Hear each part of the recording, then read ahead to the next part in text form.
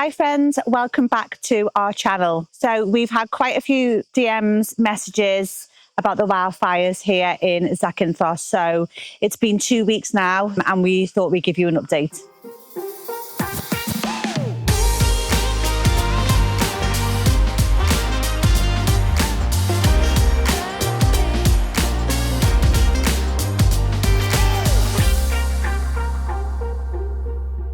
So on the 12th of August this year, a wildfire broke out around here. This is the town of Kiliomenos, and if you can look right behind us, that hill is burned and scarred. That's the least that you're going to kind of see in this video, because we've driven up here and there's quite a lot of devastation. There's hope, and the fires are out now and the island is coming back to normal and the repair is starting. But yeah, this video is going to show you just how much was destroyed in that fire over 48 hours. The village of Kiliomenos is situated on the western part of Zante. It's actually situated quite high up in the hills. It's a pretty authentic Greek village. There are actually only 333 registered inhabitants of this area. As you can see, it is a really cute village. It's very, very typically Zakynthine and Greek. We're not entirely sure exactly whereabouts in Kiliomenos the fire first broke out, but chucking up the drone, the first main part of scorching that we can see is actually on this main hill, and we can track the fire from there.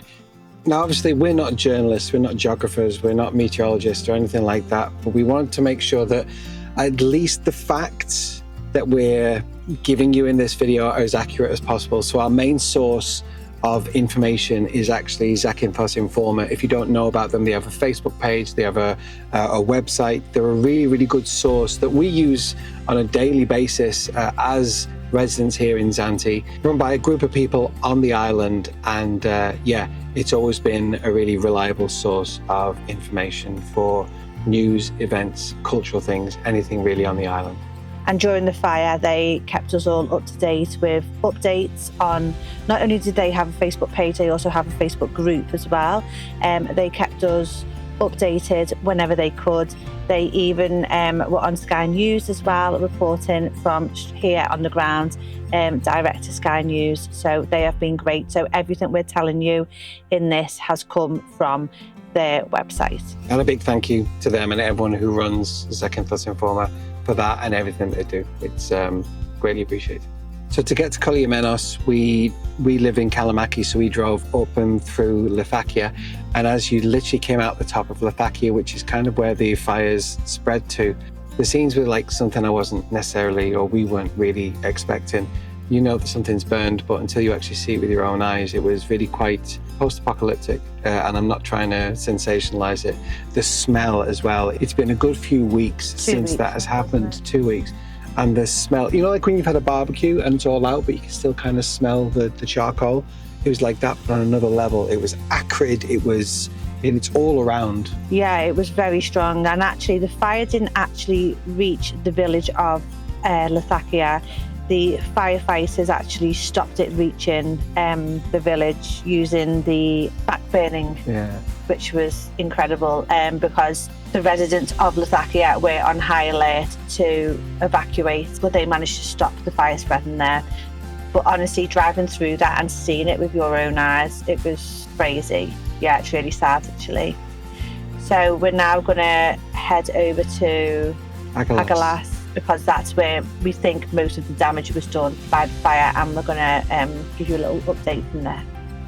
We've driven down these roads like so many times when we first came to the island, and on days when we just want to jump in the car and just adventure and explore. We've actually stopped at a viewpoint we've been to loads of times. It's on the outskirts of Agalas, and it's vastly different to when we last came here. It's really quite upsetting. The landscape is just charred, absolutely charred. From where we are, you can kind of see up to Damanas Cave restaurant, which, as you probably know, is being burnt down.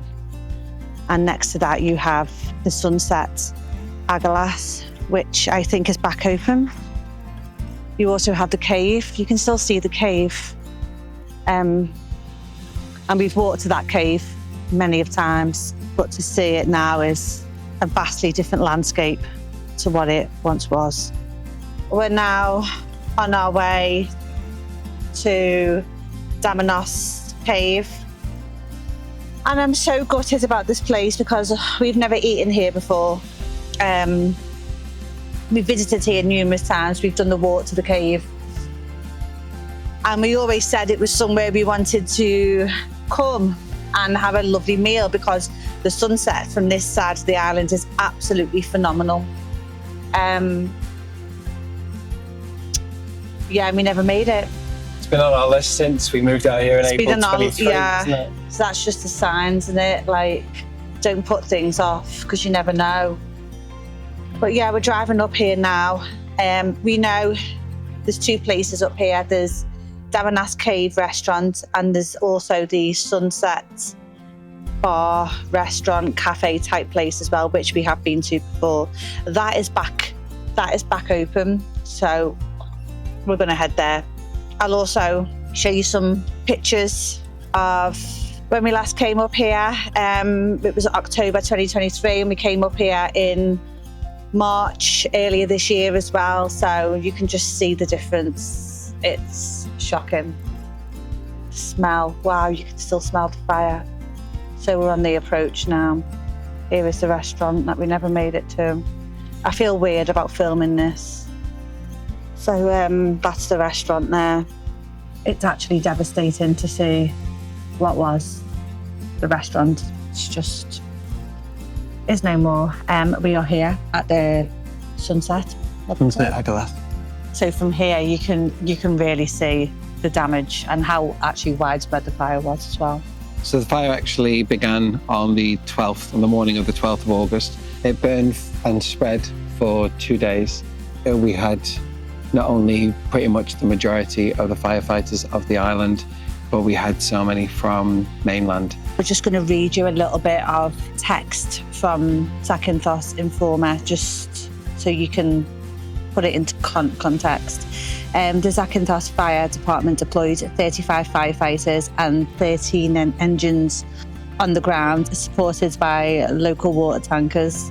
From above, we had 5 firefighting planes and 3 helicopters that were dropping seawater to hold the flames back. We also had reinforcements from the mainland and additional firefighters, fire engines and search and rescue teams. They did a great job, didn't they?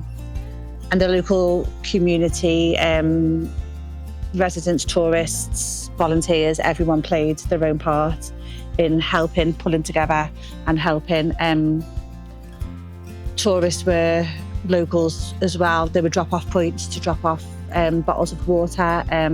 Eye drops, gauze. At one point they said, don't bring us any more eye drops or any more gauze, because that was what the initial request was, what they were lacking, just to keep going. There were images that went viral. I'm not too sure if it was here or other parts of Greece, but where literally firefighters just down tools and slept when they needed to. They're amazing. Even the Zacynthian Hellenic Red Cross were here as well, which really kind of brings it into context. We also had local animal charities doing a bit as well and coming up to help and rescuing where they could. And there's been so many stories on all the pages and everything. We've shared a couple. So yeah, everyone really did pull together and help out, and it was amazing to see. There's been some harrowing stories of animals lost. There's been some really just spirit-raising stories of animals found. The little cat who had its paws all burned, and that cat's been cared for. And I'd say one cat sounds like a minutiae, but something like this, you're clawing and searching for the good news. Just to go back to some of the text from Zakynthos Informer, around 6,000 acres of mountain and village land were reduced to ash. Virgin forest, crops, and 20 buildings, including farmhouses, warehouses, businesses, and homes were lost. Although there was no loss of human life, countless wildlife, farm animals, and pets perished in the flames.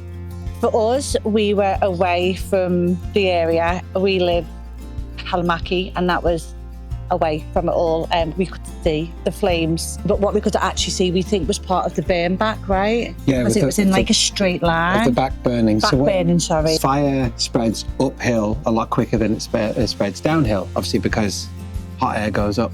So as the fire came over the hill, eastwards towards Latakia, Laganas, Kalamaki, that kind of area, it would then slow down, but it would still burn. So what they did was they did a burn back a few meters down the hill, or quite a few meters down the hill to burn, and therefore that would go up to meet it. So by the time that the actual wildfire met the burn back, there's no other fuel for it to burn. So then the theory is it goes out.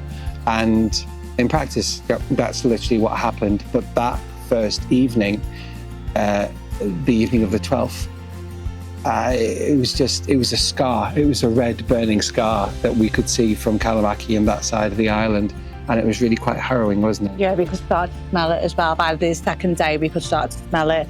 And yeah, we had a couple of bags packed and stuff, and we knew we just didn't know. We've never been in like a natural disaster like this before. We didn't have a clue. We were almost absolutely certain that we would not be evacuated. Yeah. I mean, in hindsight, it's not foolish, but it was maybe overly cautious. I don't know. I prefer to be overly cautious than not. But we didn't actually have a bag pack, but we had a list of important. We had a list of stuff that we needed. Evacuation list, which we have saved just in case in the future. So moving on to how we recover after this, there is been numerous GoFundMe links. I think a couple of tourists have started some, and there's another one now which is on target to raise €3,500 is the next target. That is the one that Zakynthos Informer share. It's the one that we've personally given to. It's the one that's in our description. So if you can afford to give a couple of euros, please do. The link is in the description. We don't make a huge amount of money from our channel. In fact, we make pennies from it, but what we make from this bid will be going towards it. Yeah, let's do that. Yeah. We're monetized. We very, very, very recently got monetized. We've not really made a penny. We don't do this to do that. No, However, we don't do these bids to make money, because that'd be the worst paid job ever. I think even worse paid than a dancer. However, we will, you can keep an eye on how much one particular video makes, and whatever money this video makes, we will donate to that fund as well. Yeah.